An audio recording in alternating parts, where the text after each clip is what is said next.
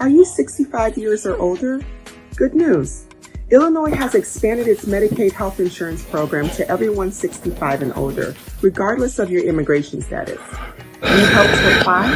Contact United African Organization, UAO, WhatsApp, SMS, IL65 to 773-420-8976. It's true. For most people, your health insurance program increases as you grow older. That's why the state of Illinois has expanded its Medicaid health insurance program to everyone 65 and older, regardless of your immigration status. Need help to apply?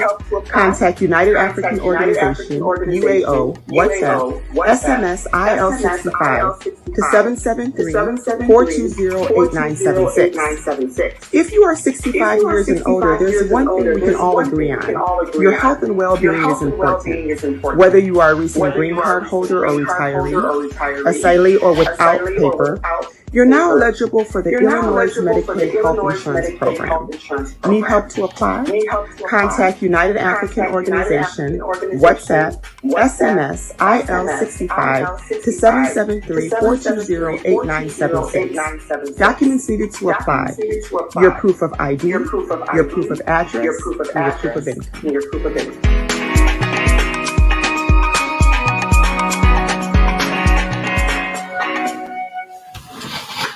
Hello. Welcome to the Ghana Agenda. My name is Alfred Amuzu.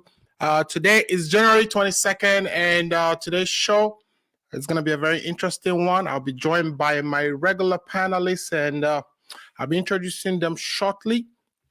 If you haven't already done so, please share the link. Today we are talking about three things. We are talking about Ghana's economic, what we call debt distress woes. Why do we keep borrowing so much to the point where at this point, we are being graded as sort of junk debt, instruments out there. Some of our debts out there, for instance, the Eurobond market, if we go out there and you try, to either sell any of the Ghanaian-dominated dollar bonds, that people don't want to buy it. Why is that the case? So we'll be talking about that. And over the week, a couple of things happened. I mean, we've heard so many things from our two chiefs getting into a fight. I'm talking about Asantehene here and Bonahini. We'll briefly touch on that. But importantly, there was a blast in Bogosu, or a place called Apiate in Bogosu, where a truck carrying explosive that are used for mining actually exploded, killing about 17 people, injuring about 56 people. We'll talk about that as well. And e-levy. Where is e-levy going? February 1st was the date chosen by the Ministry of Finance for e-levy to be implemented. That day is fast approaching. We're about 8 days away from that day, or some 9 days away from that day. E-levy hasn't still been approved. There's still the impasse in Parliament, and it's causing people who loan money to Ghana to doubt whether, in fact, we are able to raise even $7 billion, 7 billion cedis that we are trying to raise through that process. And even if that money is enough to get it out of where we are in terms of our economic woes. Those will be the topics we've tabled and we'll be discussing today. If you haven't already done so, please share the link. I'm going to take a quick break, check the green room to see if my guests are situated, and I'll be introducing them so we can start the show. Please share the link if you haven't already done so. This is the Ghana Agenda, and my name is Alfred Amuzu.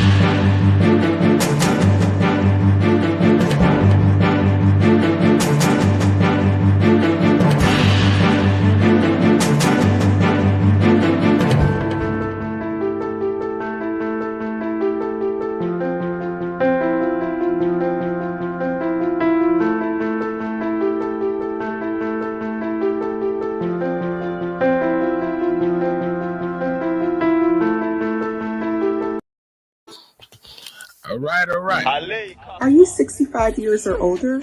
Good news. Illinois has expanded its Medicaid health insurance program to everyone 65 and older, regardless of your immigration status. Need help to apply? Contact United African Organization, UAO, WhatsApp, SMS, IL65 to 773-420-8976. It's true. For most people, your health insurance program increases as you grow older. That's why the state of Illinois has expanded its Medicaid health insurance program to everyone 65 and older, regardless of your immigration status. Need help to apply? Contact United African Organization, UAO, WhatsApp, SMS IL65 to 773-420-8976. If you are 65 years and older, there's one thing we can all agree on. Your health and well-being is important. Whether you are a recent green card holder or retiree, asylee or without paper, you're now eligible for the Illinois Medicaid health insurance program. Need help to apply? Contact United African Organization, WhatsApp, SMS IL65 to 773-420-8976. Documents needed to apply: your proof of ID, your proof of address, and your proof of income.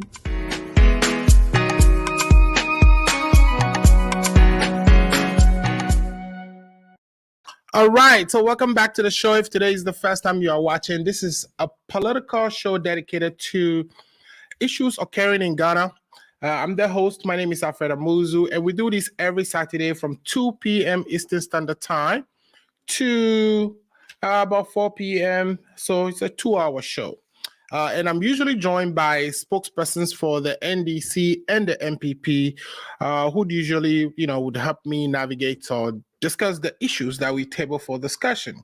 So if you have not already done so, share the link. And that is what I'm trying to do here myself. I'm trying to share the link to see if I can get a few people to join. Last week, we did a review of 2021, and we talked about all the things that happened in 2021 except for e-levy, and the e-levy conversation we would merge that with the updates from what the Minister of Finance said, etc.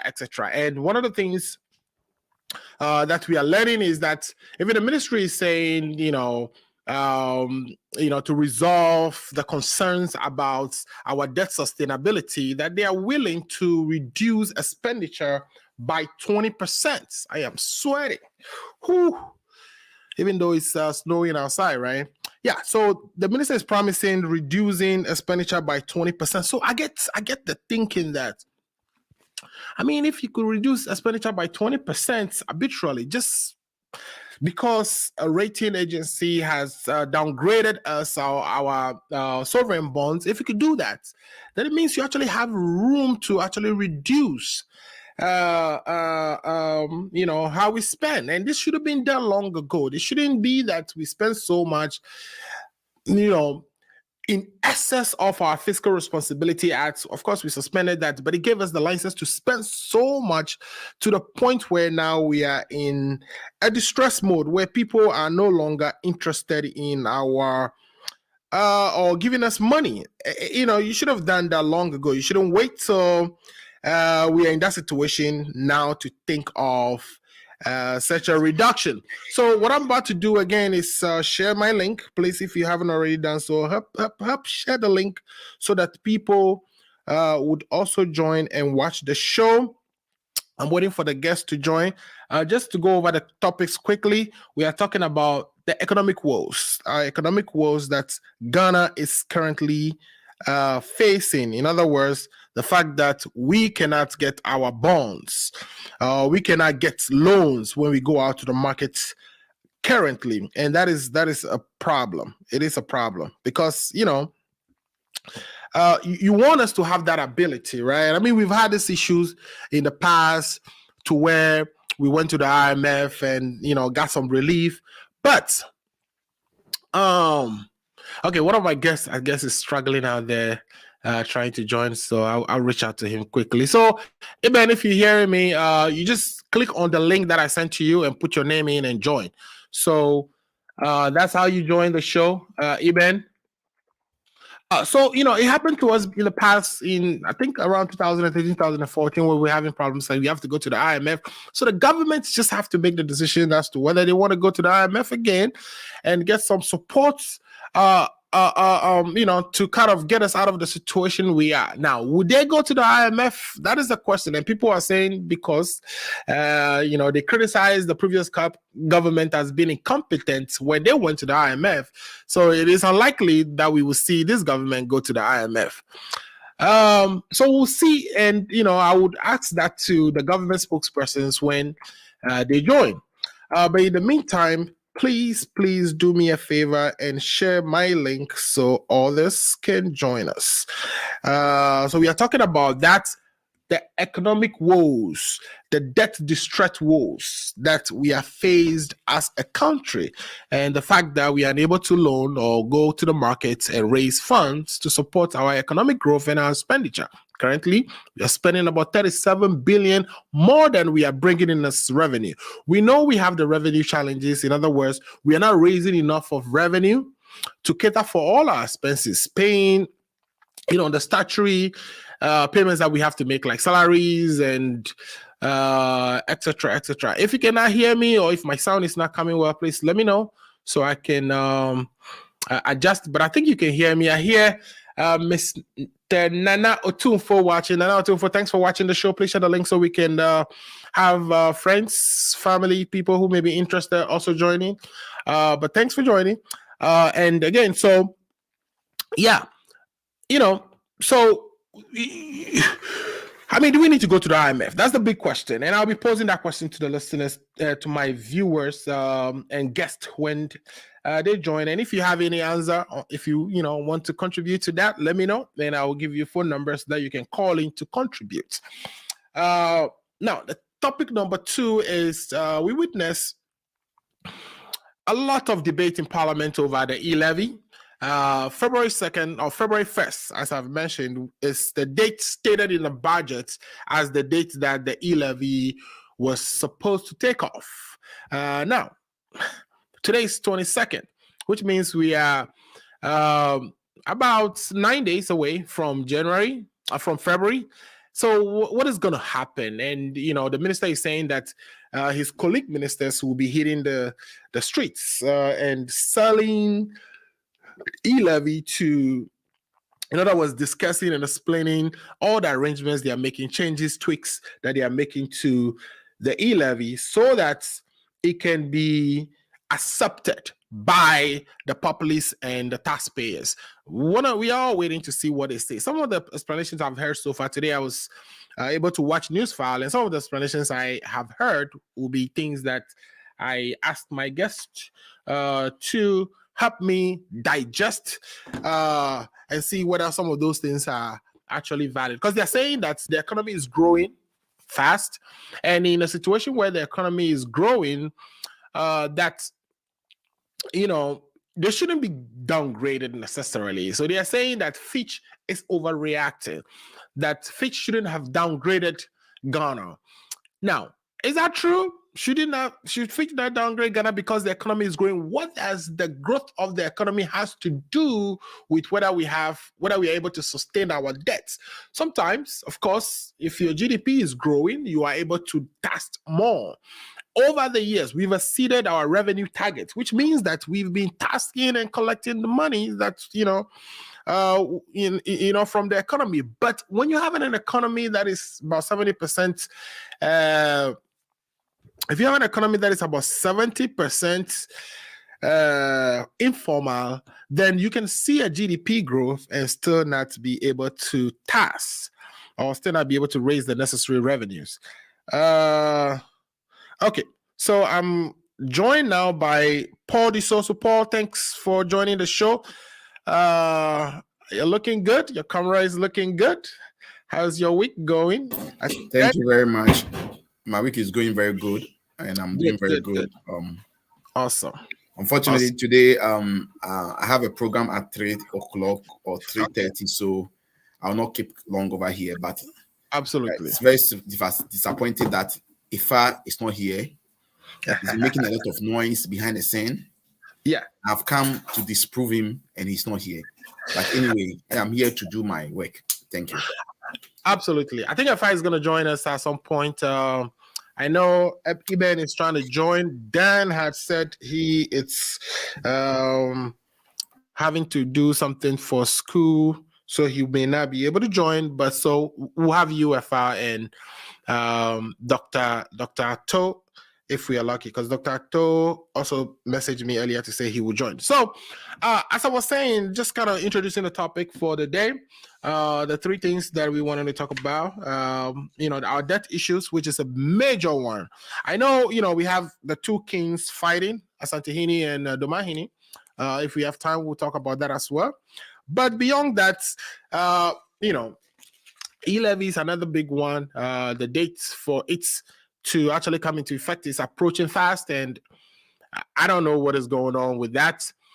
So I'm, interested in what your thoughts are on how e-levy should be implemented, or is going to be implemented, or it should be discarded. Whatever you think, I'm interested in hearing that. And the last one is the blast that we saw over the week at Apiate or Bogosu, which is a mining town, absolutely devastating. With a devastating effect, we already are aware that 17 people have passed on. We have about 56 or so, 59 others injured and in hospital, recovering, etc., etc. We understand that the explosives that actually detonated belong to Chirano Gold Mine or Chirano Gold Company, and they were transporting it to the mines, and there was an accident with a tricycle, and the car caught fire, and that caused the explosives to go off or to blast, killing people and harming others, destroying the entire community. And we are even lucky that, in fact, it didn't happen in the main or major city, but every city is very important, right? At the end, we lost some Ghanaian lives, and the president has sent ministers to go look at the place, etc., to assess the situation for themselves. I'm sure some investigations would occur as to whether they were following the processes outlined in our laws in terms of how you transport these explosives across the country, etc. So those will be some things we talk about. Do you have any preliminary comments you want to make before we jump into the conversation? Well, thank you very much, Mr. Muzu, once again. And as I stated rightly last week, I told you that this NPP government are not in charge. They are not in control. They don't know what is happening. As we speak, Fish has come out with its, rating. Also, Bloomberg has also come out, and other, institutions that look at, people's, economic performance figures have all come out with their rating. Let it be on record that this is the first time that Ghana has gone to B- under this super incompetent administration. We heard a lot of noise from these people saying that they are the best people. They have the economy, they have the people.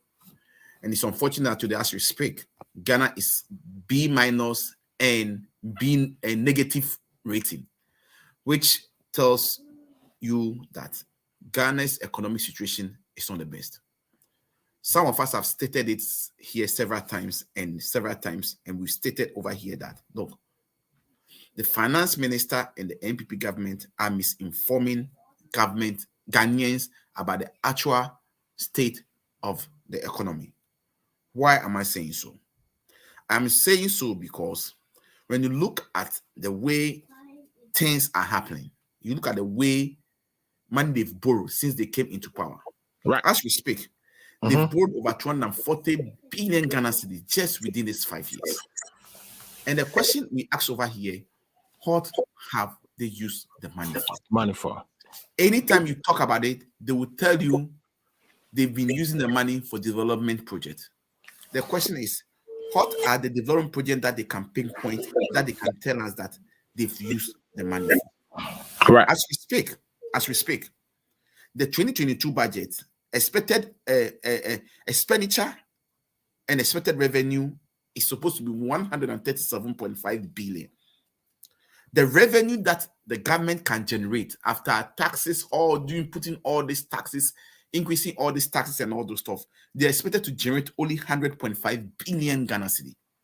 The question remains is, the 37 billion Ghana cedi deficit.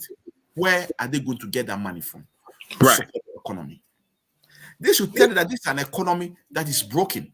They should tell you that this is an economy that's on the verge of collapse. They should tell you that this is an economy that is draining down into the drain. And when you say it, the MPP communicators, people like Ifa and Co, will come and then disagree with you and try to say all sorts of things. Look, Mr. Muzo, as we speak, they always put the blame on COVID. And it's very difficult for me to understand. And I think Ifa have to come here this afternoon and explain to us, how come you are blaming your economic wounds on COVID, but just this week, you and I heard in the news that the IRS has exceeded its target for about 23%. First in history, for a long time, such a thing has not happened before. So how come that the IRS exceeded its revenue target set to him, and you, the same people who are making, a lot of noise, and then you are happy about it, you are taking the credit, and then the same people will tell us that the COVID is affecting the economy. That's why the economy is not growing. I just don't get it. I just don't get it. I hope they will be here this evening to explain things to us. Mr. Musu, let me give you some revenue versus expenditure. Figures since 2012 to date. Right. Look, when we talk about revenue, expenditure, and figures, as 2012, okay, the revenue inflows, okay, that is coming in, okay, is about 16.7 billion, okay, and the expenditure our expenditure was around 20.9 billion. If you study from 2012 to 2022, you see that the gap keep on widening. This is what should tell you that the economy is collapsing. Right. Example, let's take 2016. 2016 was an election year. So let's look at 2016, 2020. Look, in 2016, because it was an election year, okay, right, our revenue generated was about 33.7 billion. And the expenditure shoot up to 51.1 billion under the NDC administration. Right. And this was an issue that these people spoke a lot about. These people made a lot of noise, and they said, we are incompetent, we don't know how to manage, and blah, blah, blah, blah, blah, blah. You all heard it. You all heard it. Now, let's move to... So you are saying that has been a big criticism of the NDC era. Government, exactly. Thank you, my brother. 2016, 2017, 2020 was an election year. Right. Okay.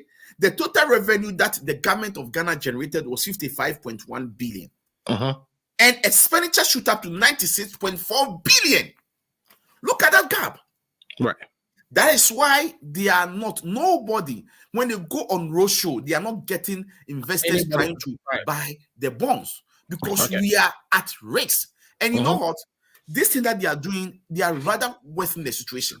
Because if Fish and the other,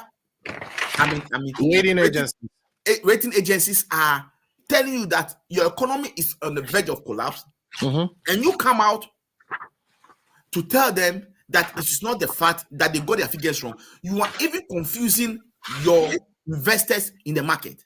Because now, even the investors are going to say, so who figure do we take? Right. The international recognized institution, which report on all countries, are saying that this are the figures they are seeing. You are saying it is not that figure. So which means then there is something wrong. And they are Bloomberg came back to accept that they got the numbers wrong. I agree. Bloomberg came back to accept they got the numbers wrong. Right. Fine. Bloomberg was given 80 point something a percentage of this thing, and they came out and said it was 78.8% they mentioned, and that as to November, so they are yet to add the December figures. Fine. Let's assume Bloomberg got it wrong. What about Fish? What about other institutions? The World Bank has given a warning. The IMF has given a warning. They are all giving warning that the way we are going, we are on the verge of collapse. So, Mr. Muzu, let's set record straight. I am saying that even what they are doing, they are putting themselves into a big danger, because if recognized institutions such as Bloomberg, Fish, and other institutions are the only institution that those investors that you go and take the borrow money from, they are the only those are the institutions that they take their data source of information from. So if these people are saying that this is how they are doing and this is what they've seen, World Bank is saying the same thing, IMF is saying the same thing, people in the country are saying the same thing, and then you are the only one saying it is not the case. The question I want to ask over here, 78.8 and 80.1, what is the difference? It's almost not a big difference in it. So the number we are talking about really is our debt to GDP ratio. Exactly, the debt to GDP ratio, yes. Which is 78, according to the government, 78.8, but Fish and Bloomberg are saying it's above that figure. Right. Even the acceptable figure is supposed to be 66%. Your debt to your GDP ratio is supposed to be 66. So they've even gone above the 66 already. So they are in a red danger. Look, Mr. Muzu, we are at a verge whereby the little mismanagement, the economy is going to go down into ditch. Right.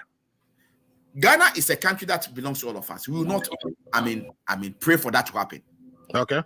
What we are calling for now is that we are asking that these people should bring all investors on board. They should bring all stakeholders on board. All, political parties on board. Let's sit down as a country and let's find a solution to it. As we speak, Mr. Ahmedu, the Ghanaian public debt stock is standing at 341.8 billion Ghana cedis as of September 2021. That's the public debt of Ghana. Right. And out of this public debt, this super incompetent government alone has taken over 240 billion Ghana cedi within 5 years. What can they prove or show to us that this is what they've used the money for? And when you ask them, we cannot see any development infrastructure that is ongoing. So for me, I am saying that look, the country Ghana is on the verge of collapse. No, let me also take you something. Look at Ghana's public debt stock. The domestic debt stock is around 163.7 billion. And the external debt is around 178.1 billion. This should tell you that, look, investors are looking at all these figures. Now, for example, issuance of for the first quarter of 2022, okay? If government, January, February, and March, okay, expected amount of revenue that government is supposed to generate is 24.5 billion. The question is, where are they going to get this money from? Right. Now, those bond issuers and those people who are on the market who will be buying the bonds and all those things, they are saying that they cannot put their money into such a risk. Right. Look, the only way that this government will survive is two things.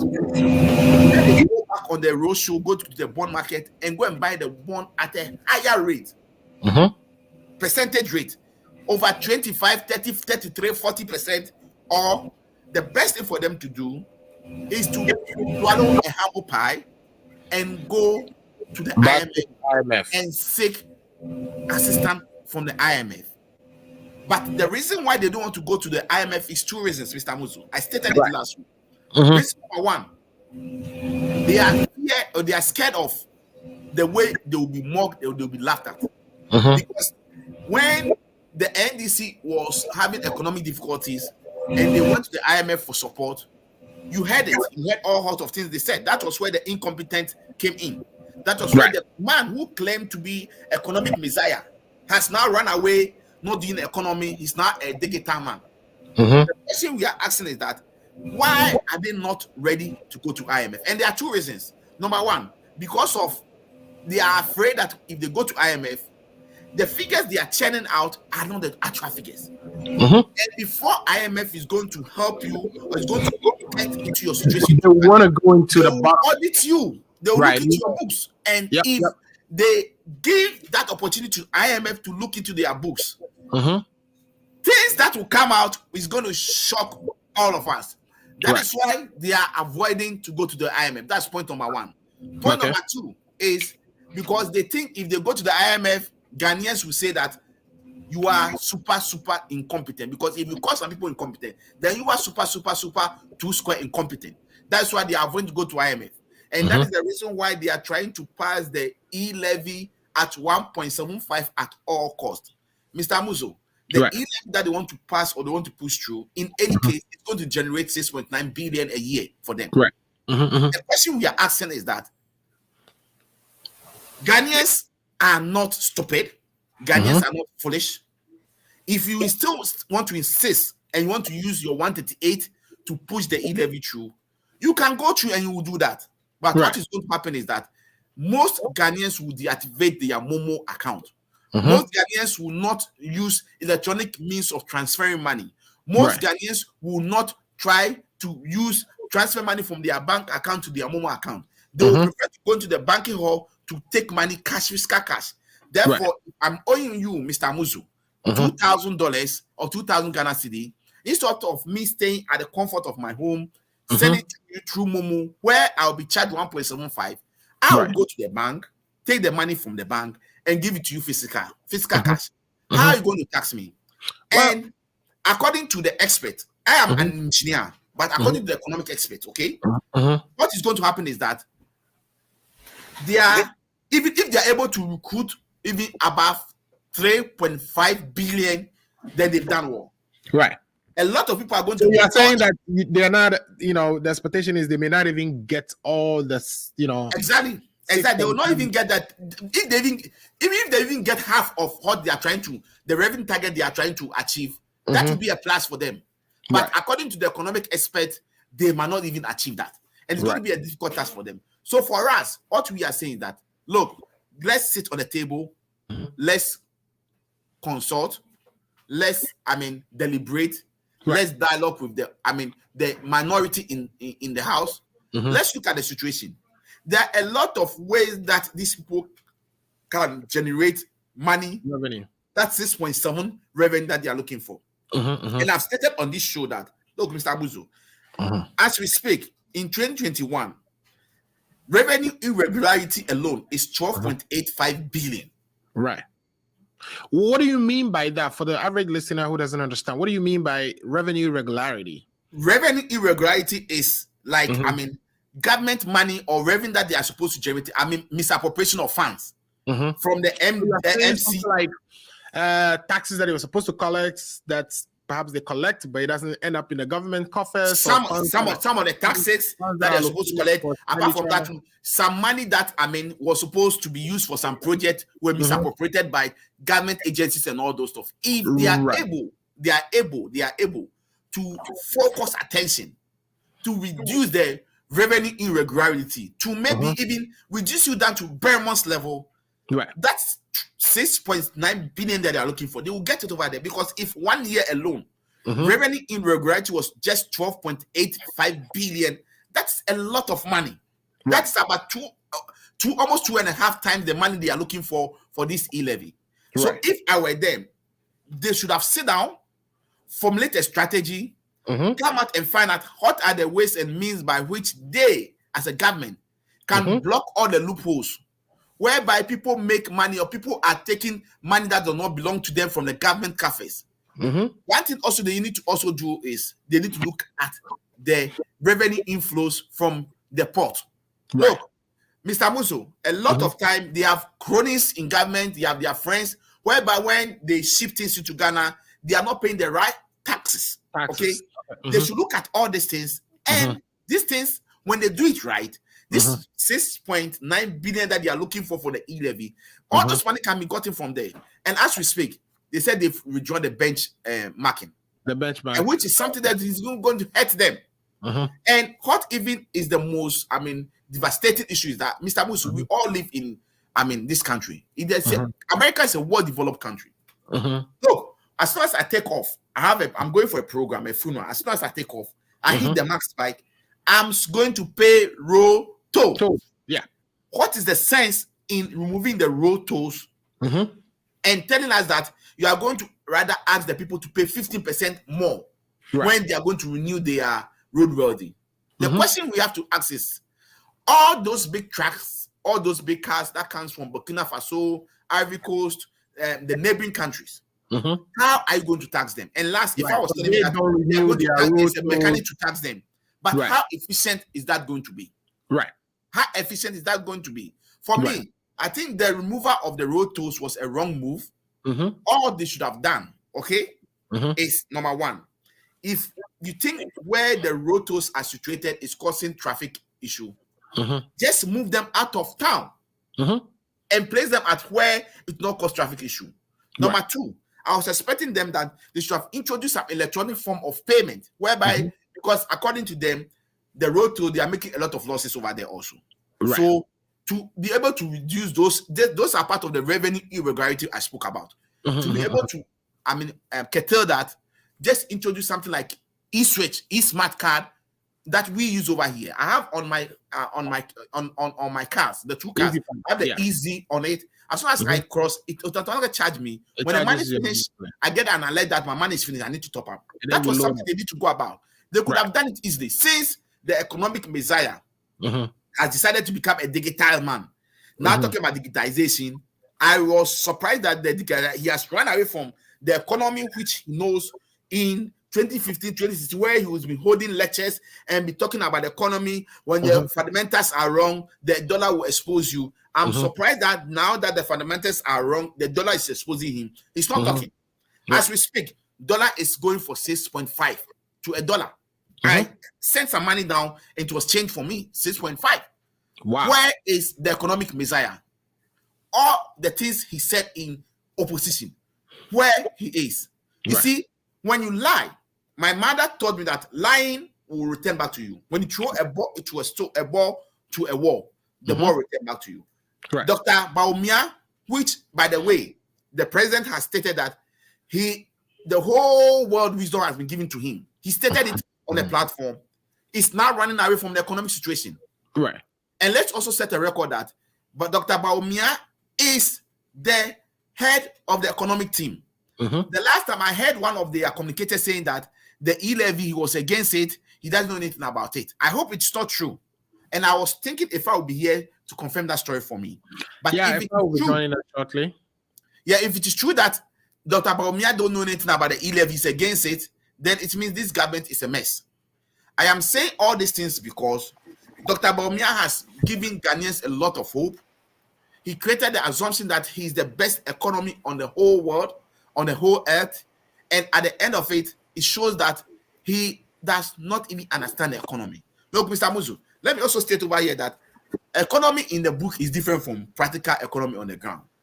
And this morning, I was listening to this file, and it was so surprising that they are still deceiving Ghanaians and they are still lying to Ghanaians and trying to justify, this e-levy and trying to justify to say the economy is on good, good foundations, which is a lie. The deputy finance minister, Dr. What's the name? Oh, I forgot his name. One of the deputy finance minister was on the news file trying to, dispute. It is true that the economy is growing. The economy is growing. They're expecting at least an average of 5.2% for 2021, which is, post-pandemic. It's an amazing, level of growth post-pandemic. We know that. But the thing is, our economy is such that it's mostly informal. So you can see economic growth or you can see a boom in economic activity, but it doesn't necessarily result in revenue for the government. You notice that even though they exceed their revenue targets or the revenue targets get exceeded every year, we are still not able to pay down our debt because how much are we raising in revenue? We were raising about 600, is it 600 billion? Until now, we are now targeting 100 billion. So we're raising about 60 billion, and now they are taking 100 billion. 100 billion. So you see that even though we get all these increases in revenues, it's not necessarily enough for us to cater for our debt. That is why we want things like e-levy. Even the e-levy was earmarked. E-levy wasn't supposed to be helping us pay debt off. The e-levy was earmarked for employment and some other things that they were going to do, like cybersecurity, etc., etc. So for you to turn around and tell us that e-levy would be, what you need in order to, show people that you are capable of paying your debt, in your view, is that telling the truth, or is that, again? That is why, Mr. Muzu, once again, I'm telling you that these people have been throwing dust into our eyes every day. Look, in 2022, the expenditure revenue target that they are spending to spend 137.5 billion expenditure. That's the expenditure target. Mm-hmm. And the revenue that they are supposed to generate is about 100.5 billion.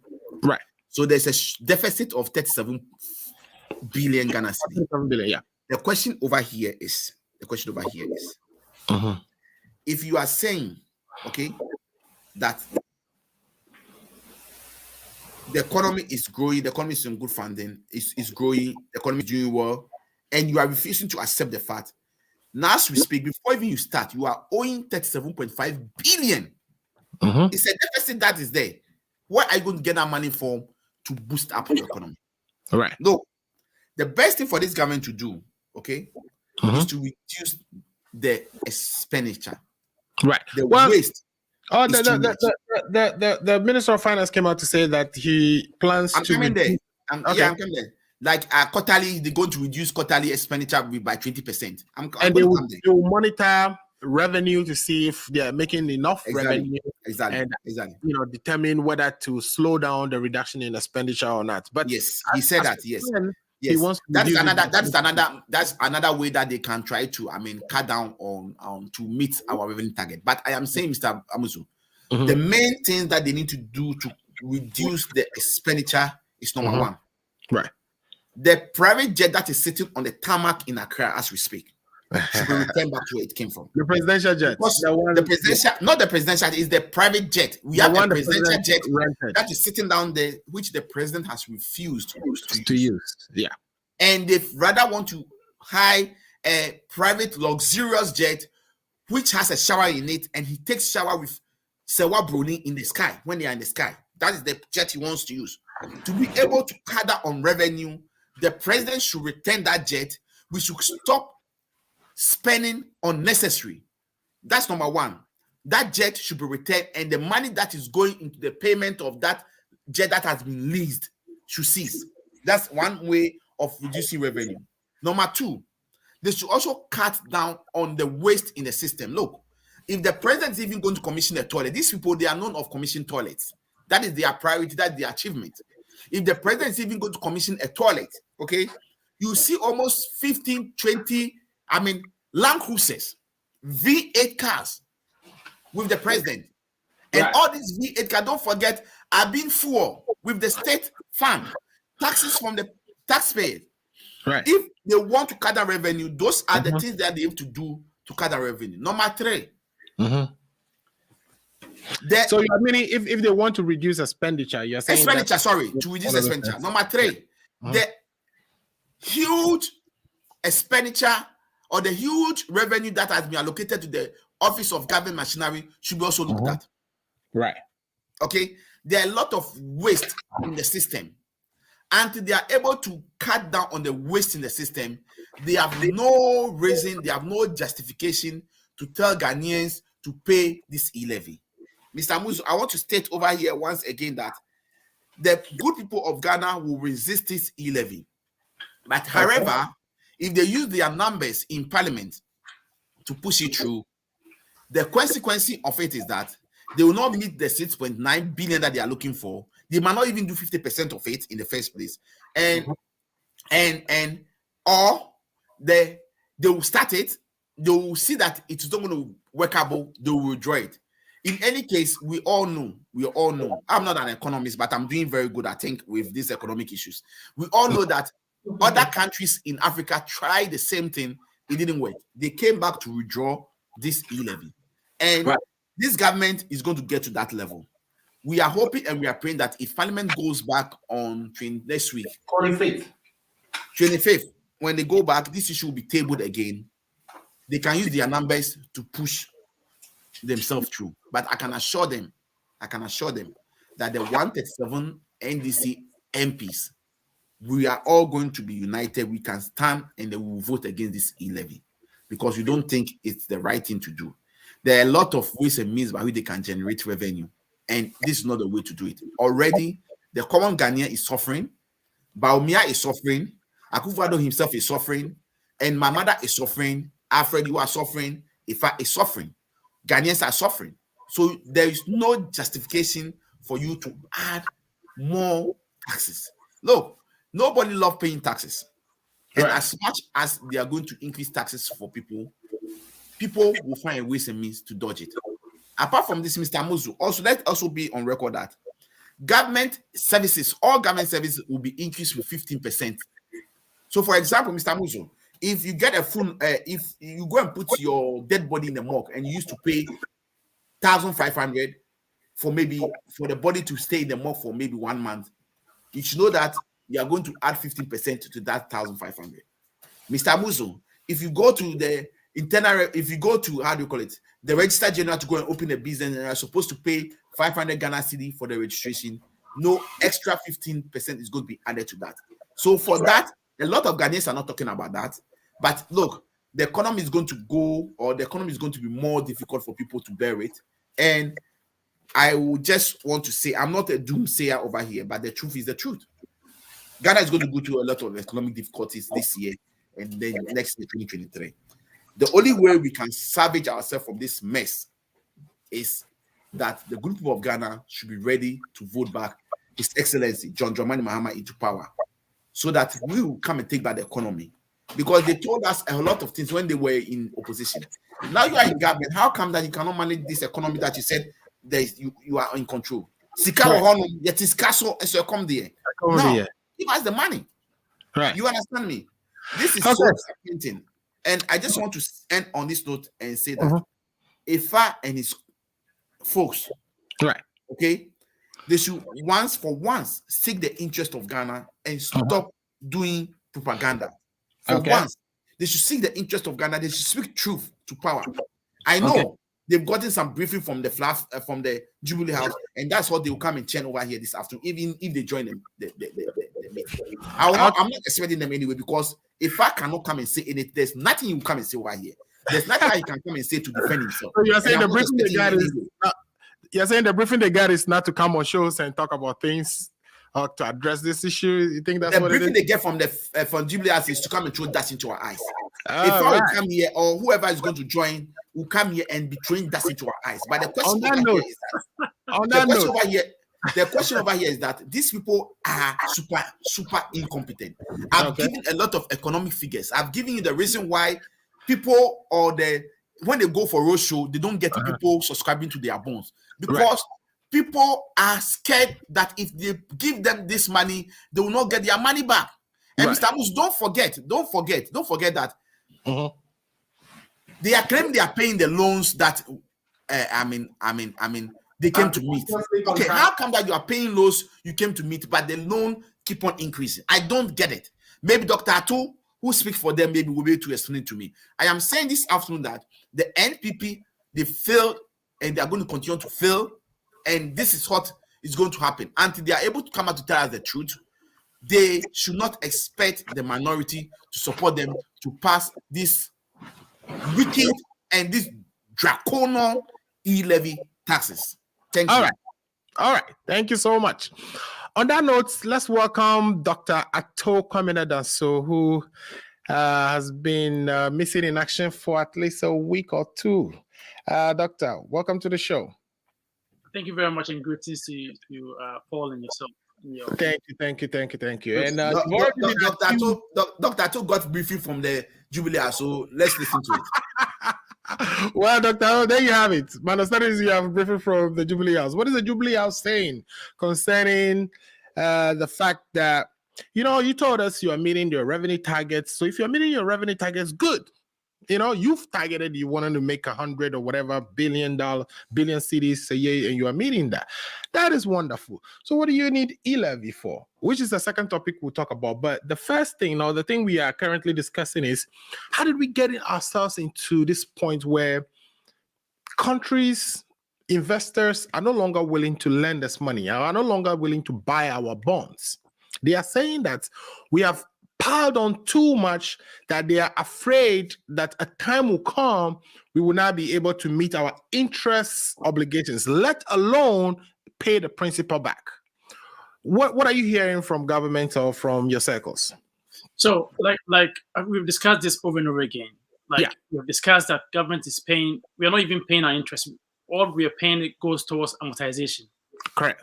So I agree with you. We borrow so much money, so much that we are unable to pay. Then it would be very interesting that you would think that NDC, and I wish I would have heard what Paul would have said about how the debts Akufo-Addo has really incurred towards this country. Mm-hmm. I mean, there's no running around it. This government has borrowed too much money. Right.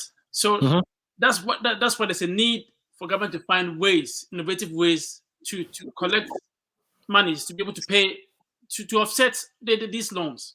Right. And look at what's happened. E-levy is not going to be, and it's sad that government did not have a plan B.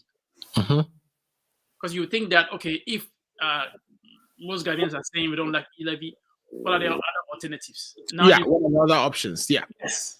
It's like e-levy or bust. Yes. You know? Yes. Which is a bit disappointing, right? You would think there would be other options on the table. It's not only e-levy. And the argument being made is that there's about 900 billions being transacted or moving around, and the government won a little piece of it, just a little piece of it, just 1.7%. And I'm like, okay, the money moving around could be capital, it could be savings, it could be all kinds of, funds that are not necessarily, payment for business transactions. So why would you be interested in taxing people's savings when they move it? Why would you be interested in taxing capital when you are what we call a supply side economics, when you are one of those economic ideologies that wants to actually invest in the private sector? Why would you tax the private sector's capital by this e-levy thing? So, like I said, the government thought that, saying that, we have abolished the toll tax. Right, the toll levy. Levy. And then bringing the e-levy, we would say, okay, maybe they're giving us this. And then, so there was no planning. There was no, like I said, there was no plan B. So right now, I mean, to say that this government has borrowed a lot is a no-brainer. We all know that. The NDC and Paul, my friend, has been saying this almost every day. He finds a way, every topic he trying to chip that in. Akufo-Addo was borrowed so much money. Right. What is the plan? I know Paul last year, 2021, he came up with plans like the president cutting costs. President not using those private planes and stuff like that. Those. But we also need other plans. Right. I mean, cutting down government expenditure will save us some money. Okay. We'll not be able to pay how much we owe. Yeah, because we need 37 billion cedis to actually run the country for just this year alone. We need, in addition to the revenue we are getting, we need 37 billion cedis more. So even if we are getting 7 billion from e-levy, we still have a gap of 30 billion that we need to go and find somewhere. And that is the issue. And like you said, if you're saying that there's 9 billion out there that you want a portion, we're not able to pay our debts. Right. They will not be able to pay our debts. So what is the government doing? So actually, for the first time in a long time, I agree with Paul in the sense that this government has borrowed so much. I disagree with him in the sense that he doesn't come up with other ways aside government cutting our costs to be able to pay all these debts. I'll let Paul answer that, but after he get a chance to speak again. But I think I heard him mention a couple of things that he believes the government could be, for instance, the road toll and some other ones. But Paul will answer that when we get to that. So continue. No, Alfred, I gave 4 solutions. Right. The first solution is to reduce unnecessary spending. Example, the jet that is sitting on the timer that we are paying $15,000 an hour for it. Right. Should be returned back to where they came from. Right. Number 2, when this Anchor and Dr. Ato's government is known of commission toilets, that is their expertise. They are very good in that area. Okay. They should stop following the president with 15, 20, 25 V8 vehicles when he's going to commission a common toilet, which can be done by an assemblyman. Right. They should stop those ways because all those V8, they forward them. Number 3, I am saying that with the revenue irregularity that is going on last year alone, 2021 alone, the revenue irregularity was 12.85 billion. Right. According to the Auditor General's report. I am not saying it. If they can find ways and means to block all those loopholes whereby people are misusing government money left, right, center, forward, which is leading to this huge revenue irregularity. If they can look at that.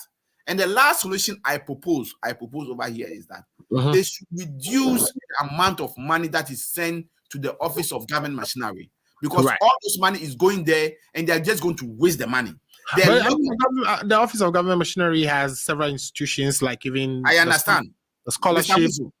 The same government machinery under the John Mahama have different organizations under them. But the highest ever that has been allocated to the Office of Government Machinery under the S.Y. John Mahama government will not exceed 700 million. These people are taking into the billions. They should cut down on the expenditure over there. As we speak, at Mahama's era, the maximum number of, people we have in the presidency working is around 670, if my memory serves me right. But these people is hitting almost 1,200. What are they doing over there? Job for the boys. They should reduce all those things, and those monies can reduce expenditure. And when they reduce expenditure, it will help in closing the gap of the 37 that was billion. supposed to be a quick response to Ato, but I think you've taken it over. But Ato, finish land and then. Yeah. Yes, I concede to all these points. Like, government can do these things to cut down, but he's not talking about how to raise revenue. That is where I agree with Dr. Bawumia in the sense that coming up with an organization where we would at least like in the US, it's like right now every transaction you do, it goes through form of a system. So the government can tax you. As of right now in Ghana, I think we only taxing about 12%. I mean, how can we move on as a country if you're collecting tax from only to 12% of the population? Then in that sense, my friend is not coming up with solutions. But you're saying, when you say 12% of the population, you're talking about direct taxes. Direct taxes is 12%. Mr. Muzo, everybody's paying that. we tell Dr. Ato that they said we are incompetent. We will not give them solution. They said we are incompetent. So if we are incompetent, we are okay. They should find a solution because they are experts. They said they are competent. They should find a way. When you say that, it's not being fair, right? Because the NDC, when they were in government, faced with this energy situations, brought about ESLA, right? Which was the energy sector sort of levy put on petroleum, sort of an indirect tax, make everybody pay that. Innovative. And that has now been mortgaged for the next 15 years by the current government. So, I mean, that is dealing with the situation they faced, for which Ghanaians got mad at them and threw them out of government and brought the MPP. But it seems the MPP who came out with the economic messiah, in our case, by Bawumia, you would expect that Bawumia made many promises. You would expect that we would not be in the situation we are currently. Has Bawumia disappointed even you? Yeah, I mean, I'm a fan of Bawumia just because of the just because of that. I mean, it sounds like Bawumia is switching and baiting. It's baiting and switching, or let's put it that way. Because he's supposed to be someone with solutions to our economic problem. And that is one of the reasons we brought Akufo-Addo. He gave us the confidence that when he comes to government, he's going to solve especially economic and unemployment issues.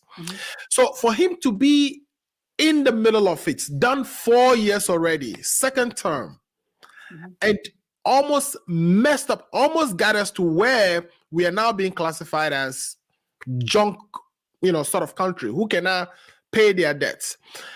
And then telling us that, oh, by the way, let's now concentrate on digitization again. Isn't he switching the goalposts? You were supposed to deal with the economy. I'm not saying that digitization is not going to help us resolve our economic issues, but it seems that, Bawumia is not being straightforward with us. He's setting a different set of goal for us now, which is not what he told us before we actually trusted and gave him power.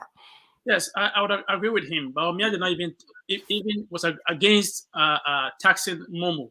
Yes, but right now here we are with these situations. I mean, I would say Bawumia before 2016 appeared to be the tax or the economic messiah for the country. Mm-hmm. He has not really delivered. Right. But I mean, like I said, if you think about what he is doing in terms of realization, it's a long-term project. Okay. It's a long-term project that would help us. But currently, I would agree with you that, and I agree with you on Paul. Like he's smiling and laughing over there. That Right. Baumia has not really lived up to what he told us he was going to do. Mm-hmm. Like I said, we have discussed this over and over again. Our taxes, our GDP is very high. Our tax rate is very low, and there are no innovative ways to come up with ways to make to get all this money back. So we're in a very really tough situation that you think that government will come up with other plans. E-levy, Ghanaians do not like e-levy. What other plans do we have to make money? And the NDP has not really come up with really better solutions. Okay, great. Paul, let's switch to e-levy quickly. Now, so the e-levy has, of course, given us all some headache over the last 1 month or so. I think the budget was ready in November timeframe, right? And here we are in January. The e-levy is supposed to actually take off February 1st. So we are about 9 days out. And we are nowhere close to even, agreeing on what should be implemented or what the bill should be. Because the government is still cutting parts, changing things in that bill. Do you have confidence that the e-levy will pass? And do you think that the 6.9 billion that we are targeting will be realized when it passes? And the answer is a big no. Okay. They will use their numbers when Parliament resumes on 25th, which is coming Tuesday, to push the e-levy through. That is, if they are able to amass all their MPs, the 138 MPs. Right. And these people, they are very desperate, very ambitious people. They don't mind sending jets all over the world to bring all their MPs who have traveled out of the country to just vote for this e-levy. The question over here is that on Tuesday, we might see the e-levy passing.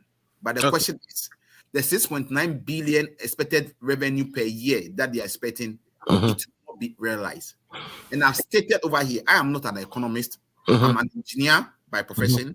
But the economists have stated categorically that even if they are able to achieve half of that 6.9 billion, let's assume 7 billion, half of it is 3.5 billion. If they're able to achieve 3.5 billion, it will be a shock, a surprise to a lot of Ghanaians. This is what is going to happen. If they bulldoze their way through with their 138 number to pass the e-levy this coming Tuesday, either one, Ghanaians will mount a street protest, a demonstration. Wouldn't that be good for the NDC because it gives you a clear path to the presidency? Is whether they pass it or not, the presidency is for us for 2024 because these people have proven that they are super. They say they are breaking the eight. They cannot break it. They prove that they are super incompetent. I am saying that, look, two things is going to happen. If they use their numbers to pass it on Tuesday, what is going to happen is that they might not realize the revenue target they are going to target. The 6.7 billion, they will not even get 50% of it in a year by this time. Number two, all know. Why so? Why so? Because a lot of people will stop using the Momo. A lot of people will not do Momo transfer from their bank account to their Momo or Momo to bank. All those things are going to stop. Because if I'm owing Dr. Atto, instead of me doing Momo transfer, owing you maybe $2,000, instead of me doing the Momo transfer to you, whereby I'll be charged 1.75, I'll prefer to go to the bank, cash the $2,000, and call Dr. to meet him and then give the money to him. How do you get me? How do you tax it? Number two, most of the market women who we are trying to move them into the digitization, environment, into the formal economic, formal will all withdraw. Okay, now the market woman who you are trying to convince to move to the digital world, and you've gotten a percentage of them into move using the Momo, and if they get to know that if they are, going to invest maybe 10,000 Ghana cedi into a business, and if they have to do transfer at the end of it, no, you'll be taking a lot of taxes from it. They will not even use the platform. What I am saying, Dr. the experience we've seen in other countries doesn't. Exactly, that's what I'm coming. What I'm saying, Dr. Ato, is that the usage of Momo will reduce drastically for about 50 or even more than 50%.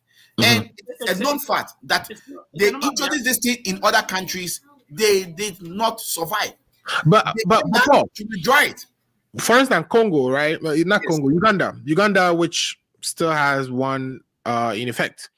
We know that when they introduced the transactions rates fell. Of course, people stopped using it for some time. But they all came back because the convenience is unbeatable. Yeah. You really are not going to be drawing cash all the time, right? So the initial impact, of course, is going to be felt where there will be a lot of people now using the platforms, but it will eventually come back. And this is what the government is counting on. No, it's not going to happen in the case of Ghana. You know, Ghanaians are very, difficult to adopt to change. You know that. Correct. And if the common Ghanaian move from an environment where the common Ghanaian knows you are going to tax him or her, you prefer to give that money. Okay? The inconveniences that you think you are going to create is nothing to them. In the first place, the technology is not evolving in our country. Right. Let's not forget that we are a developing country. We are not a developed country. Just like America, whereby we all depend on technology. We all depend on, systems to make things easier for us. Look, most of our people are not tech savvy. Right. Apart from that, if they get to know that you are going to tax them more, if they use that Momo platform, they will not even use it. And use something Exactly. else. So I am saying that the government will see a great drop in reduction of the Momo platform. The reason why they are seeing a huge revenue transfer on the Momo platform is because of COVID. When COVID came, people have to be restricted. People have to, stay home. That is why a lot of people have to move on to that platform. Now that the Momo, now that the COVID is, the surge is coming down and all those stuff, these market women who prefer to do business the traditional way, they know it. And I am saying over here is that it has been tested in other countries. It did not survive. They withdrew it. This government, the best thing for me, if I were to be them, I was advising them, would do is that, look, sit down with all stakeholders, bring all CSO, market women, people on the street, the opposition, the clergy, bring everybody on board, sit down, brainstorm, that is the word, and find out the best way you can go about this. In any way, I would have started from maybe 0.5%. And the minister was telling us, I think 3 days ago, that the telcos have accepted to reduce theirs by 0.5. Why wouldn't you also start from 0.5? So the telcos reduce 0.5, you put 0.5. Is that not 1% for you? Then they are thinking, how much are they going to make from that, right? Because they are targeting 7 billion. It's better for you to start and then see the way it's going to go. Right. And then as time goes on, you can look, Ghanaians and human beings in general, and the way we think, the way we behave, the way we adopt to issue is simple. When you introduce this thing at a very low percentage cost, as time goes on, 6 years to a year, you increase it by maybe 0.25%.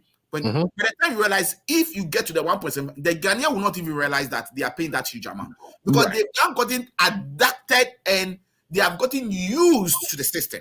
You understand me? For now, I am saying, and Dr. Ato will come back in a year's time to tell me I was right. They will lose that revenue. They are not going to make 50% of it, number one. Number two, a lot of people will find other ways and means to transfer money from to.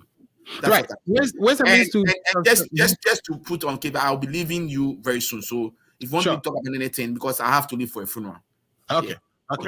Talking about ways and means to dodge e-levy, we know that there are cryptocurrency technologies all over. Where people find it even more. Of course, even though Bitcoin just fell big time and people have lost a lot of money, but people find it even profitable to save their monies in cryptocurrency, which holds its value better than their country currency these days, right? Like the CD, because the CD falls quicker than you will see Bitcoin falling. Do you think people would be, willing to use those currencies as a way to avoid paying this sort of levy? So I was going to address Paul in the sense that people are using it, one, because it's convenient, right, and two, because it's fast. So it's human behavior that you would, just like in secondary school, like if across board, like people react to situations like that, and then they'll go back. Like even with the stocks, right? Stocks fall, you think that people, initially you see people withdraw or sell, right? But then people still go back to it. Right. I don't think Ghanaians, we are so tech savvy to be using, or we are so educated in terms of the stocks. I don't know the number of people who are actually Ghanaians who are actually in that field. Yeah. Even with but I don't underestimate the Ghanaian now, because look at how quickly we embrace mobile money transaction, and everybody kind of. I'm not underestimating, but I'm just talking about people understanding stocks. Yeah, it's very easy to understand. Right. Bitcoin is even more complicated to say. Bitcoin, it's just another way of looking at it is. Right? It's not the wallet, but except that your wallet goes up and down. I know, but I'm saying that. Can you really explain this to the Makola woman? No, that's not going to be possible. So I'm saying that I don't think people would initially it would drop, but like I said, it's very convenient. You cannot tell me that me sitting in Chicago, I'll think about I'll find probably ways to send money, but how long would that last? Right. I would be frustrated, and later I said, okay, forget about it. Let me just send it. So I agree with Paul that initially the rates will drop. Right. The usage rates will drop, but eventually people will have to send money. And the only way, like I'm here, I have to send money through say Cash App. No, not Cash App. I have to send money through SendWave. That's the easiest way to do it. How else can I do it if it's an emergency? I have to send it. Right. So I agree that it would dip, but I also would think that government will be considerate in reducing the percentage. I'm thinking that say 1% would be something doable. But I'm surprised that Paul is coming with 0.5, because I thought it was a no for him. But gradually, 2022, he's getting to a 0.5. Yeah, always toyed with a reduced rate, right? Because even if you listen to Haruna was willing to accept 1%. I mean, yes. And to the extent that the government hasn't actually attempted to propose any reduction in the rate at this point, it's amazing. You would think that they would say, okay, let's concede, give some reduction. But instead, they relied on the telcos to reduce theirs, and they are sticking to the 1.75. It's be interesting to see what the discussions are on. Is it Monday or Tuesday when they come back? They come back on Tuesday. Tuesday. Let me set the record straight. Dr. Atu has misquoted me over here. Yeah, I was the one saying that it will reduce. He is saying people will leave completely. Is that what you're trying to clarify? Yes. So, Dr. Atu, I'm saying that I'm saying that if I were to be the government, I didn't say the NDC. I said if I were to be the government, I'll be looking at starting at a lower rate, maybe 0.5. That's what I said. So what are you proposing? What am I proposing? Yes. It's a no. Thank you. So for you, no e-levy, or are you saying that in your case, if you were in government, you would have started at 0.5 rate? Exactly. So you accept that we should have an e-levy, though? That is different. No, that is different from the NDC proposing 0.5. So let's please draw the line. So Paul Disosu's view is not Paul Disosu's view. I'm saying it if I were to be in government.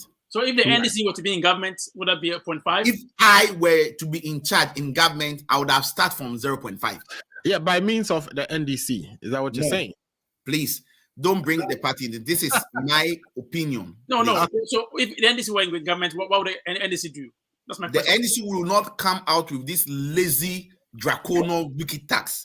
The NDC would have found other ways and means to, to tax the people, just like we did for the EXLA. We would have found other ways and means. This is the laziest man approach. These people, they are lazy. They don't want to think. They don't want to think around the box. They just want to go the easiest way, because transaction generated over 900 billion Ghana cedi. They just want to drill down over there to make easy money. And I for one don't understand that justification. The only justification so far is there is $900 billion transacting in the system, so they want some. They want some. It doesn't make any sense. Yes, man approach. It can be several trillions transacting. Doesn't mean you should get some. And Mr. Musa, I'm saying that they saw 900 billion transaction in the electronic transaction transform because of COVID. People were scared to go to people because of conveniences. That's why they are saying that. I'm saying the justification is crazy. The fact that there is 900 billion. This should tell you that we have the men. I mean, yet it's Castle come the end. This should tell that they lied to the good people of Ghana when they were in opposition. But Paul, if you remember with BATS, it was the same opposition. People had demonstrations, like you're saying, people would demonstrate and stuff like that. That would not go anywhere. And I feel like if the NDC come in 2020, 2024, they're probably going to come and increase this amount. It's like we saw with BATS. So I mean, the NPP, I think the government can actually increase the VAT rate if they want, right? Exactly. Yes. Look, Mr. Amuzu, I am not here. I am not going to sit here. I know, Mr. Amuzu, I am not going to sit here to propose how they can tax. I'm not going to do that for them. They have the men. They should get their men to work. I'm not here to propose to them. So, Dr. Tori, if you look at it, the government can actually do that. To come and sit here and tell us that we are not providing solution. I'm not here to provide solution to you. I am here to punch holes into economic policies. That's how come an NPP won, because Baumia produce solutions. And they were fake solutions. They happen to be fake solutions. All of a sudden, that he threw dust into the eyes of the good people of Ghana. You have said it on this show yourself.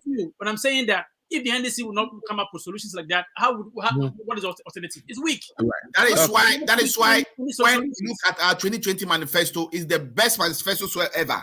We have a lot of ways and means that we are going to generate revenue, that we are not going to depend upon or put more taxes on people. It was in our manifesto. That is why in 2020 election, the manifesto of the NDC was the topic in town. The NPP never spoke about their manifesto. I know, I'm saying that there's no point in having the best manifesto if you are in opposition. It doesn't make sense. We are in opposition because Nanado draconically and mysteriously took power by force with the help of Jade Mensah and the judges at the Supreme Court. By the way, to rig the election. I hear there's a petition for Jade Mensah's removal, which saw a couple of pages missing. Perhaps that could make good discussion next week. Okay, let's go to the last topic quickly so that Paul can leave for the funeral. On January 20th, which is 2 days ago, we heard about a blast at Apiate, a small town near Bogosu. It's a mining town in the western region of Ghana. We heard that 17 people were killed and at least 59 injured in hospital recovering. We heard that the deadly explosions were caused by a collision between a motorcycle and a truck carrying explosives. Amazing. And the explosives were being carried to Shirano Gold Mine, or Shirano Gold Mines, they call it. So the mine, which is about 40-something kilometers. So the basic point is that our laws requires that and I'm talking here about the minerals and mining regulations. 2207, right? 2012 is LI. I'm talking about the LI here. LI 2207. Yeah. I think 2177. Oh, yes. 2177. Mm-hmm. It states that that when you are transporting explosives, that the explosives must be transported in an authorized vehicle as approved by the chiefs of mines or the chief inspector of mines. The vehicle must have a police escort at all times, and the vehicle must have a certified blast man. Okay. So the question is going to be, whether all those conditions were met. And not only that, but it seems that we are not very careful with safety all the time. You see the road accidents, the freak road accidents we witness all the time. You see, how we don't maintain. For instance, I mean, I'm sure this thing has this transportation of explosives has been happening, and perhaps the blast masters have not been following these vehicles for a very long time. So some of these things were just in the making. They were going to happen anyway. Let me start with Paul before you can leave. Paul. Mr. Musu, yes. Thank you very much. And I'm going to just do the quick submission. Quick. I'm going to do a quick submission and then I'll leave. So, I mean, it's unfortunate that, we have lost a lot of people, a lot of Ghanaians have lost their lives through this, process. The question over here is that we should not, shield anybody. The government of Ghana should do its work. We should, set up a full-scale investigation and make sure that, all safety requirements were met. If they were not met, whoever is found culpable should be punished, because this is very, very sad. The whole town wiped off. I saw the video. It was very emotional. It was very, very emotional. The whole town was wiped off, and this is unacceptable. So I am saying that, where all the safety rules followed, the truck that was carrying the explosive, did you put on them the warning danger that this explosive danger, stay off? Was it escorted with a motorbike, a motorcade? Did the police escorted it? Do they have an explosive expert on board? I mean, as you said, the vehicle which was carrying the explosives, is it the right vehicle? There are a lot of questions to be answered. We are not going to jump into hasty conclusion. Let's wait for the security agencies to do the investigation, and when they come out with their findings, okay, we can always comment about it. But I want to use this platform to send my condolences to all the people who've lost their family. I think I learned about 70 people passed on, and over 100 and something people got injured. Some people are still in the hospital. We are asking the good Lord to provide them with, health, good health, to, speedy recovery. And those who didn't make it, we send, our saddest sympathy and condolences to their families and their loved ones. It's so sad. I hope the government of Ghana will put steps in place, effort in place to support these people. Saying so and saying this, it's also on record that this same company that is involved in this, this sad event was called out by the Minister for Interior about 3 years ago. The question is, when the Minister of Interior has the cause to raise issues with their safety procedure, was something done about it? We want all this information out. I'm not going to jump and then take the politics over here and then attack the MPP. But of course, this is a non-political issue, right? Exactly. It turned out that the Minister for Interior's concern raised when he visited their mining site, whereby safety gears were not provided and all those stuff. It turned out that they did not, follow up with you to make sure that they follow safety regulations and this didn't happen. Then the Minister for Interior has a lot of questions to answer to. And before I leave, my people are here. Before I leave, I just want to say that, let's serve this notice that I knew Ifa will not be coming here today. I knew Daniel will not be coming here today. They sent our good friend, Dr. Ato, because they know Dr. Ato. I'll be very soft on Dr. Ato. That's why they sent Dr. Ato, because they defend them. But all the same, I'll let Dr. Ato go. I'm not going to be hard on Dr. Ato. But let's set notice to Ifa. The bragging he has been bragging on the platform behind the scene. He's not been bragging over there. When he gets to the D-Day, you run away from the show. I am here and I've come to prove figures. I've supported figures and I've supported with data to let you know that this government is a super incompetent government. And upon this note, I just want to thank all of you, your listeners, your viewers, and then Dr. Ato for having me on the show. I really appreciate it, and it's an honor. Thank you. Thank you so much, Paul, for joining and the good submission. Enjoy the funeral, and we'll see you again next week. Dr. Ato, so our thoughts and prayers definitely with the families, but the way we do things in Ghana sometimes cause for concern, especially things that are things of this nature, where explosives. We are talking about an accident between a car and a motorcycle. I don't know how, the speed, I don't know the circumstances, but, yeah, we all expect the investigations to conclude and steps to be taken to kind of make the implementation of the rules we have on our books. And that is a big problem too. Implementing the laws we have on our book is just appalling if you look at all the sectors across the country. So, with something like this, what do you say to the people, of course, because they are currently mourning, and perhaps to the government, what would have been a little advice or, caution that you would have passed on to the current management of our country as to how they deal with something like this? Brother, this is the situations that I get so upset about. Yeah. Ghana. I mean, we have the laws, but we don't follow the laws. We don't follow them.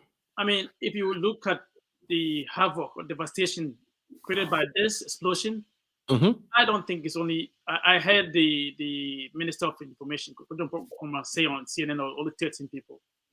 I don't think it's only 13 or 17 people. I mean, if the whole town is gone, right? The whole town was wiped out. Yes, it looks like a war zone. It is, and it gives me shivers to even watch that on TV. It's. I'm like, is this Ghana? It's very disheartening, and the sad part is these are people who have no government jobs. They go to get public farmers. Right. That's the sad thing about this. What we are describing is you are in your house. Nap, all attending to your kids. Before you know it, a big boom and the whole town is wiped off. It is sad. It is, and like I said, we have the laws in Ghana, but we don't follow them. I mean, in this country, I don't know if you know. So the reasons why, if you go to, say, a populated area, the gas is expensive is that they have to pay so much taxes in those areas. So you go to, say, New York, center of New York, you're paying for gas. It's very expensive, but they're paying insurance on all those areas. But if you go to a less populated area, gas is cheaper. Right. Even on our roads, there are some roads that you cannot have a tipper truck on those roads. Right. There are roads that they have to follow two lanes, and they follow them. Right. It's sad. I mean, if you watch the pictures and you watch the videos, you cry. It's sad that, like I said, these people are not even government. They are not even enjoying. People say the cake. They are not even enjoying anything from this government. They're not even enjoying the crumbs from the national cake. Yes, they are not part of the national cake. I mean, so, and like I said, there's always a precedent in Ghana. You remember that Malcolm case that we had people die? Yes. You would think that by now we have made changes to situations in Ghana. And then we will wait till we are so reactive as individuals. We wait till something else to happen. Then the bad issue too is that that car that has exploded now may have passed through a couple of police checkpoints on the way, and nobody is paying attention. What are you carrying? If the police saw passenger cars, they are busy on them trying to extort money out of them. But with something like this, you are not checking to see if there was an accident and there is a blast master around, he would have known how to kind of put out the fire or detonate some of the bombs before they, or kind of, render the devices inactive before they go off. But it appears to me, that those boxes were not checked. I don't think there was an escort at all, because my understanding was the driver actually, when the accident happened, the driver, knowing that there's bomb on board, run into the village to tell people to run. Oh God. Yeah, that's what it was disclosed on Newsfile today, and it's amazing that. So what that tells me is that, one, there was no police escort. All right. No. Two, there wasn't a blast master following this vehicle. And though this is a private entity, it's a mining company, it's a private company, the government still is responsible for enforcing the rules and the regulations. And, again, aside as again, like I said about the digitalization, the people who have died that we may not even find out that they're even part of this, because there's no record. Right. I don't know how our government in Ghana will be able to account for the death in this situation. It's like, it is so sad and so. So you think they may even be minimizing the number because yes, the minister is saying 13, but obviously he said on CNN today. I watched that 13 people, but they are saying 17 people. Right. In the news, it's 17. Yes. I'm reading here that 59 are injured, but some are quoting more than 100. Yes. And you can see, if you look at the picture, some of the people were buried. A whole family gone. So, you know, if somebody's shredded into pieces, you can't count. You know, it's hard to tell. You know. This situation, although we are reactive, should alert governments into other agencies too, so that we follow procedures and protocols. We don't have to wait till Malcolm happened. Like I say, right now people are even building in Ghana that people just building anywhere without any code, without satisfying the building codes. We are going to wait till June, July, and then it's going to be flat, and then you're going to have you reactive. Not more will go, and then we're going to cry. It's like every year is the same thing. Cricket's chirping. Every year cricket's chirp all the time, and then we come back to the same thing, talking about this over and over again. When are we going to learn as Ghanaians? Right. Sometimes it's difficult being a Ghanaian, being an African. It's like we learn all these things over here. We go, some of these ministers have all learned in this country. In this country, a friend of mine actually was an MP. Today I was looking at his page, and he's showing a project that he's doing in his community. I think Fadama or so in Accra. He's laying gutters. All right. Yeah. So small gutters. And so I think he's doing something good, right? Yeah. But I think about it and I'm like, you know what? Why is the MP there laying these small gutters, and why is that not a national agenda? Yes.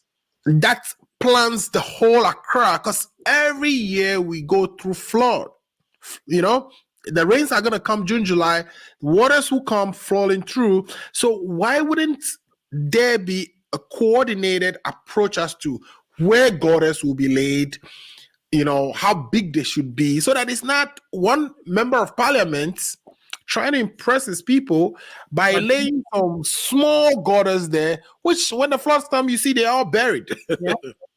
You know? And Paul, going for that, I think as an agenda platform, we should also come up with some of these, just political, but some of these developmental issues that we can discuss in every sector of the economy, so that we can hold government accountable to make sure that the procedures are followed. Because we don't want to wait till, say, July, and then something happens, and then we're going to come up here, not more go over the president will.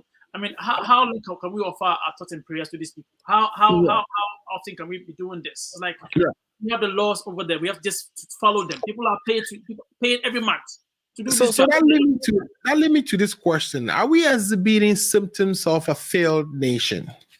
Yes, in that terms, I would say so, because you would think that since independence, there have been laws to prevent some of these things, but then we wait till some stuff happens. We are so reactive, right? Although we have the laws in our books, we are so, like, it was sad with Malcolm's situation that you would think that other sectors would say, hey, let's make sure we follow all. Let's make sure this doesn't happen again. It doesn't happen again. And even one life is one life too many, right? One life is too many.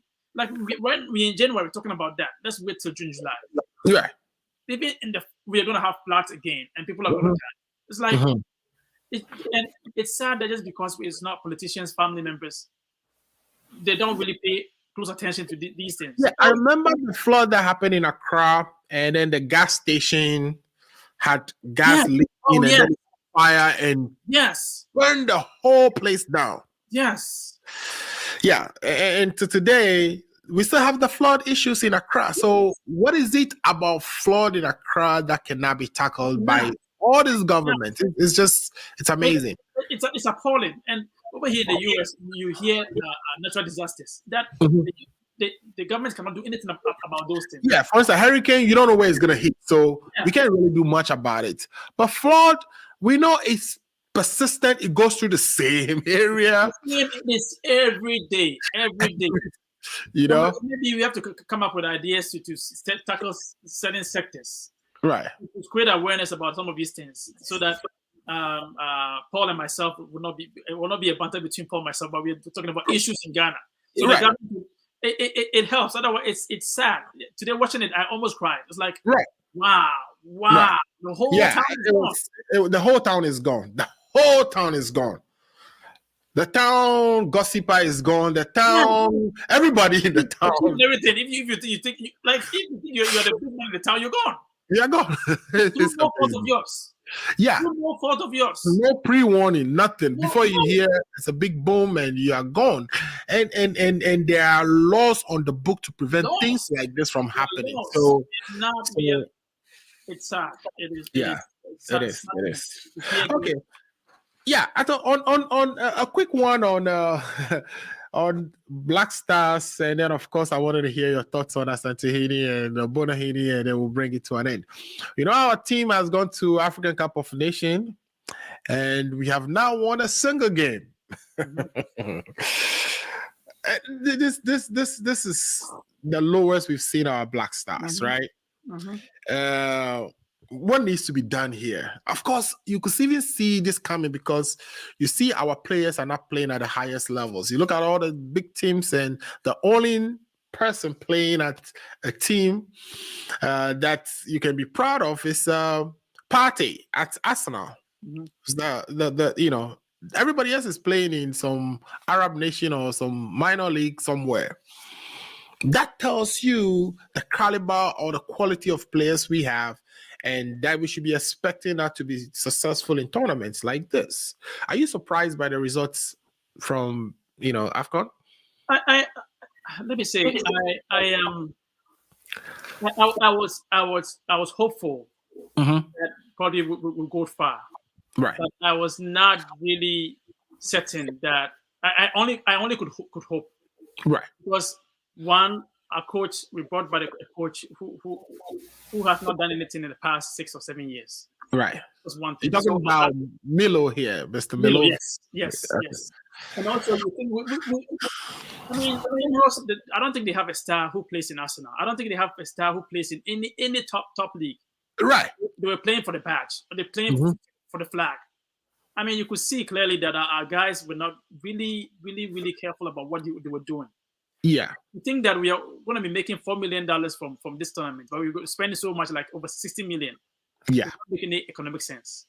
Doesn't. It's good for bragging rights. Right. And I wish Paul would talk about this. Like, right. So it's another wasteful opportunity. It is. Yeah.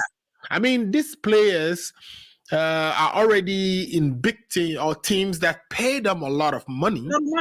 They are coming to play for Ghana because of money. If that is the case, then we really don't need them in the team, right? No. You should be playing for Ghana out of pride. And it's an opportunity to actually be seen by clubs that would be interested in you. So for us to be spending 60 million on these people as remuneration while we are making only 4 million from this is ridiculous. It's ridiculous. You come and tell your people that you are going to charge them e-levy. It makes no sense. The way you are using the money does not justify the type of taxes you are introducing. Yes. And you think that also that we would invest in sending our coaches to abroad. Right. Invest in our coaches, local coaches. Because I don't understand why you pay a foreign coach 30 million or 40 million, 30,000 a year, a month, 40,000 a month. He comes, you rent a place for him. Then your own local man. He does the job. You can't even pay him a month. Right. It's ridiculous. Right. So we have to invest. We have the talent. Right. We don't have technical people to help us to succeed. So you can see our guys can play. There's no doubt about that. They can play. I mean, they were wasteful in some. You can see sometimes, that Jordan falls too quickly, and he need a little physicality because this is Africa soccer. Africa soccer, you need to be strong. You are in the final third. You have the ball. I mean, it's not time to fall because usually they don't give you penalty quickly in our tournaments, as we are all familiar with. But do you also kind of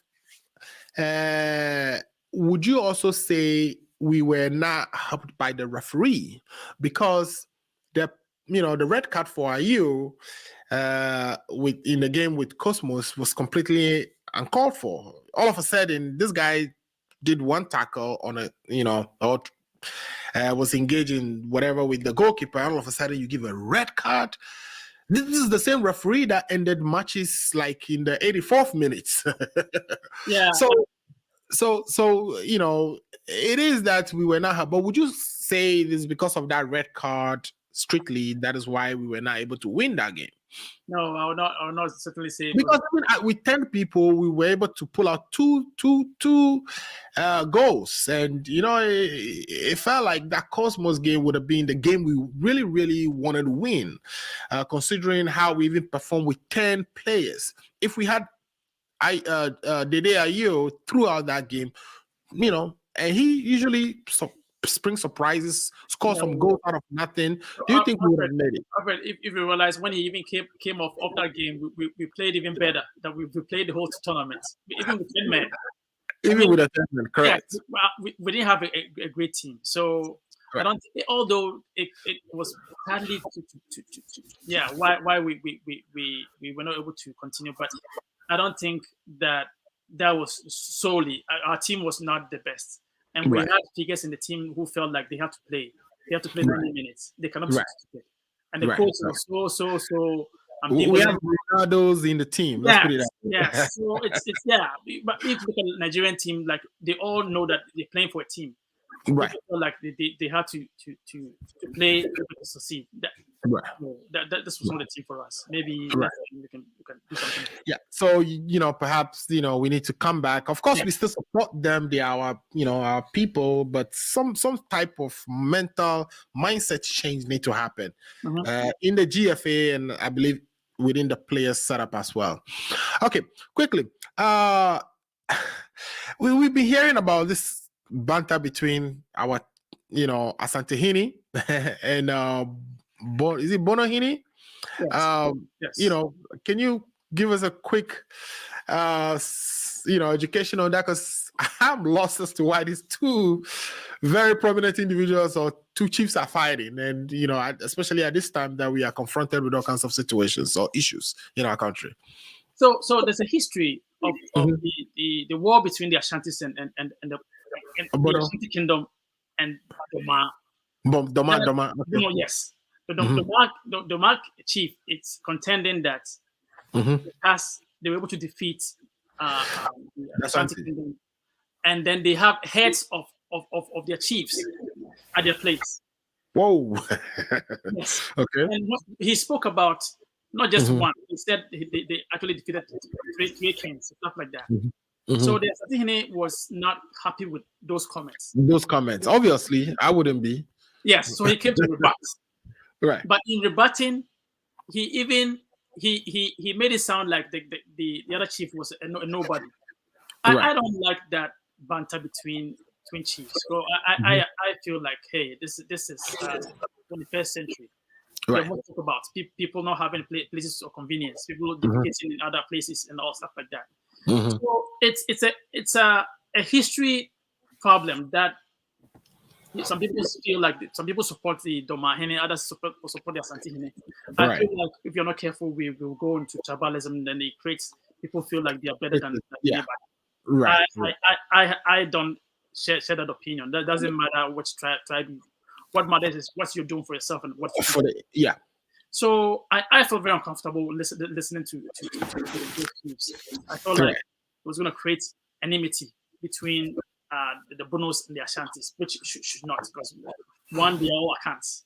Right. So to even think that Akans, one feels like position within them. That's yes. Like, are you serious? It would make the other people laugh at the I feel like, although it's a history lesson, it's a way of telling the lesson. Right. You tell a lesson and you cast aspersions at people.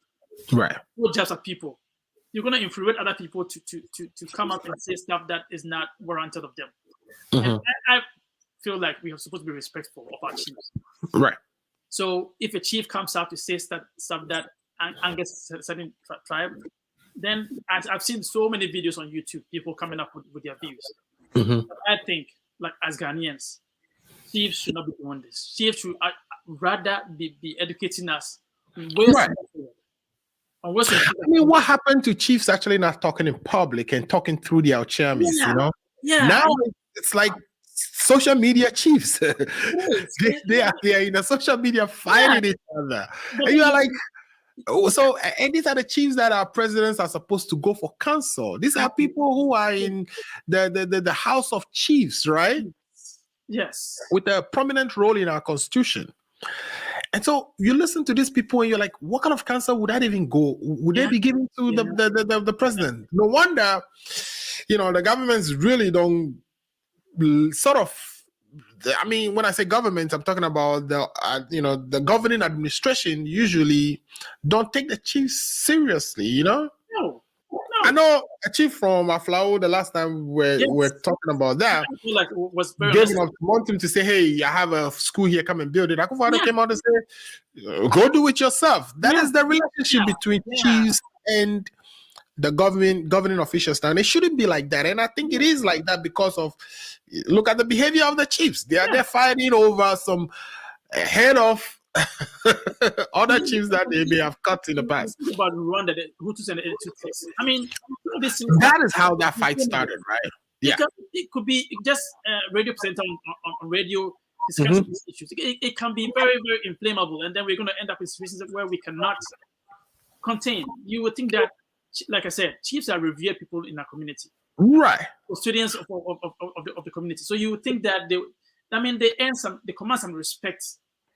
So although I feel like there's no point in the chief coming out to say A, B, or C because it's not necessary. If one says a part of the history that you don't agree, please don't come out and probably rebut. Yeah, you could do that in the background. You can call them to the palace. Yes.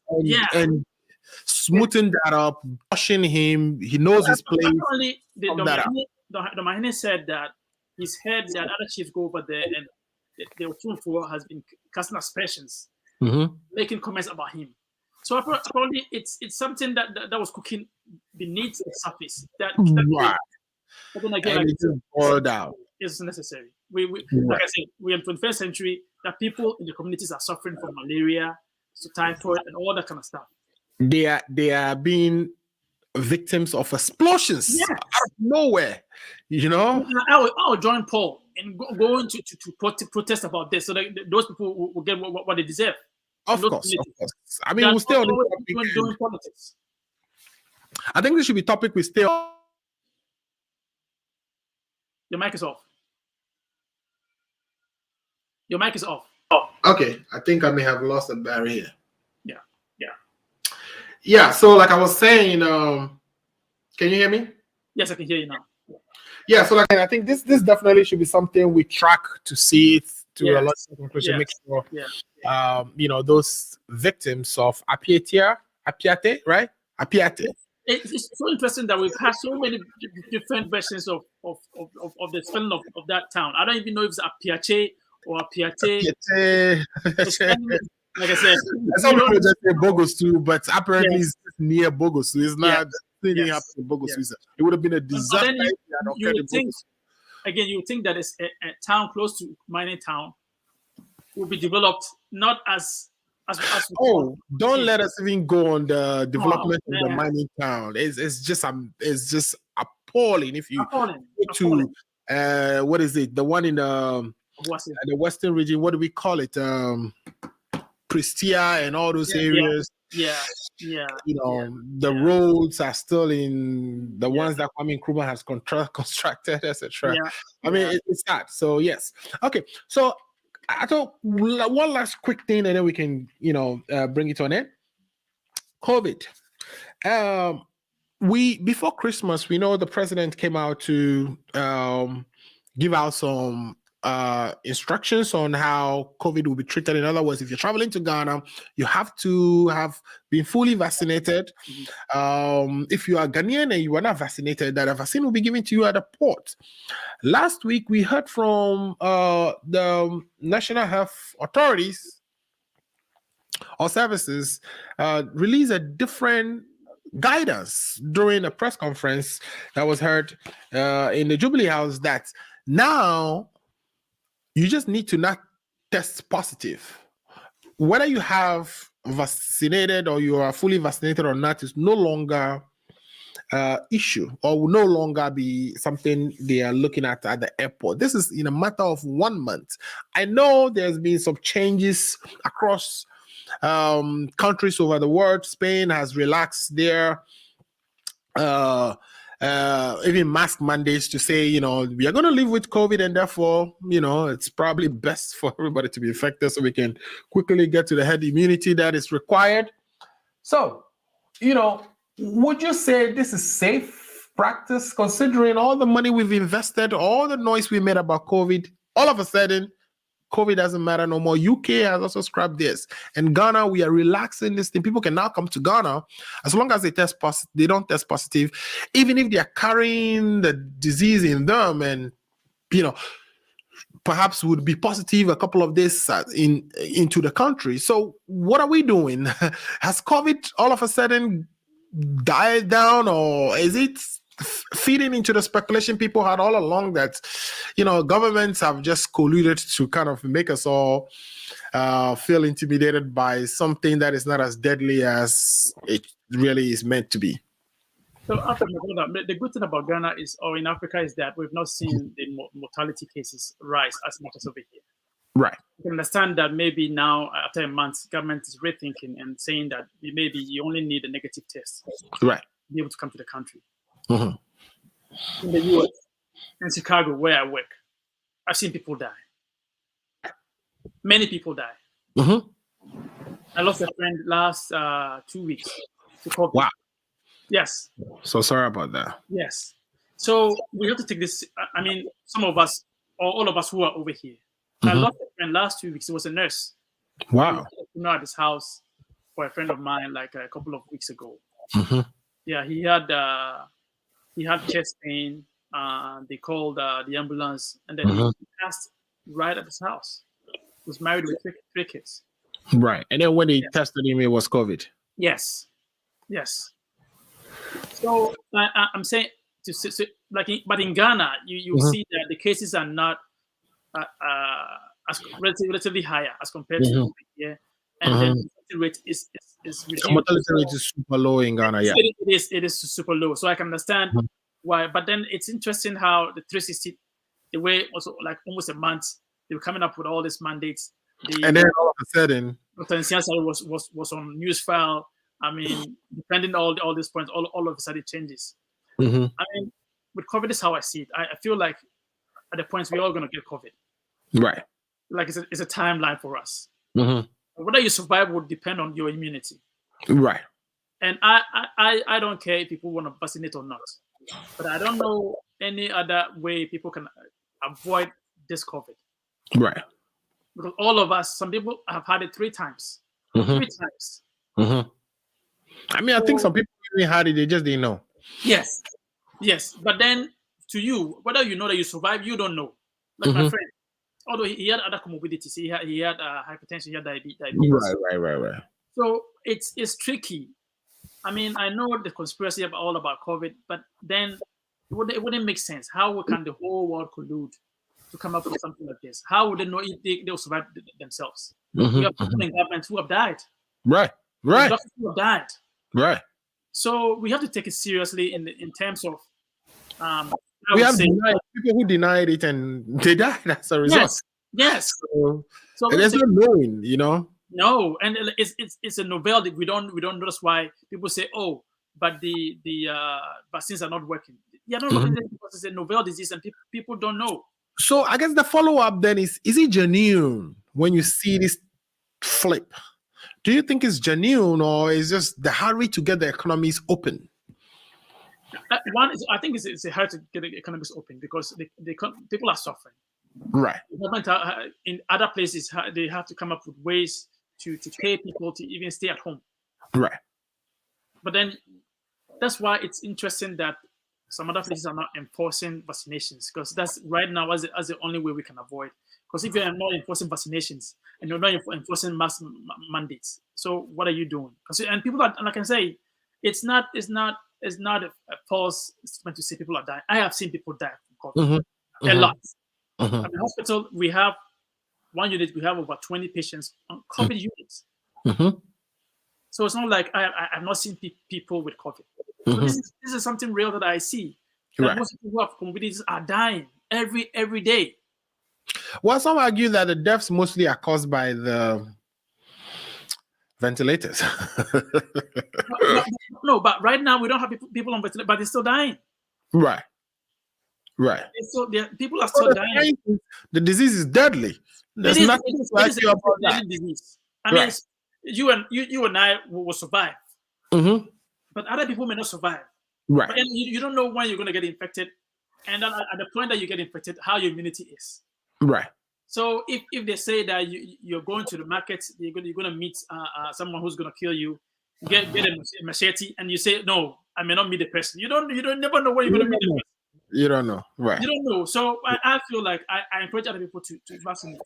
Mm-hmm. Even you think it's not, you don't know if it will work or it wouldn't work. But Right.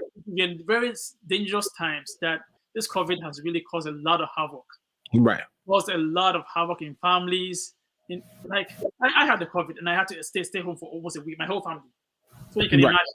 Right. It's not just the disease. So nobody can tell you that this is fake. No. Right. No. But then, like I said, I agree with you. The governments probably are thinking about the economy. Yeah. Other ways to at least let people be out there spending money so the economy can grow. But I'd encourage people that if you have not vaccinated, the COVID is real. Some people have had it 3 times. So if you have it one time, maybe you have to thank your stars. Oh God. Right. Right. I may have had it. I just don't know. Yeah. It's a timeline. It's a timeline. So it depends on when you get yours and how good your immunities are. Your immune systems are. Yeah. Right. All right. Well, Ato, even though you missed last week, you actually covered everything we discussed last week. So thanks so much for coming today. Now, do you want to leave us with some few last words from everything we discussed today? I mean, it is sad that we come here and everything we talk about is bad news. We are looking forward to good news, yes. At some point we get to bring some good news, right? But such is our story. Our country, it's not in the best of shapes. So what would be some of the last words that you would like to leave with my viewers and listeners before we bring the show to an end? Then my last words would be: we should always remember those people in Apiate or Apiate. It's not fearful silence. It's a very sad situation that if you've not seen the pictures, just go look for yourself and maybe say a prayer or two for them. And hopefully the government would them as necessary. I wish our viewers, yourself, and other people who did not come today, a very peaceful new year. I know we have a lot of stuff coming up. So viewers should please stay and watch with us every Saturday. Thank you so much, Dr. Ato, for those beautiful and nice words. We enjoy your company today, and thanks for always responding to the call and being, one of the valuable members of the Ghana family. We really appreciate everything you do for us. Thank you so much. All right. So, ladies and gentlemen, viewers watching the show, that would be our show for today, January 22nd. We appreciate you for stopping to watch us. If you haven't already done so, please share so others can also benefit from our show. My last words would be just to add to what Dr. Ato said. Our prayers and thoughts are with the families of the souls that we lost at Apiate near Bogosu, or the victims of the blast or the explosive that blasted at Apiate. We hope that our government would tighten up its regulation frameworks, but not only that, but also the implementation, so that the rules on our books work the way they are fashioned to actually operate. On that note, if it is Saturday, 2 p.m. is Ghana Agenda time, please tell your friends to tell their friends that the Ghana Agenda, it's one of the shows that goes into the details of the issues that occurred over the week in Ghana. Again, my name is Alfred Amuzu, and I am the host of the Ghana Agenda. Thanks for watching. We'll be back next week. Ciao.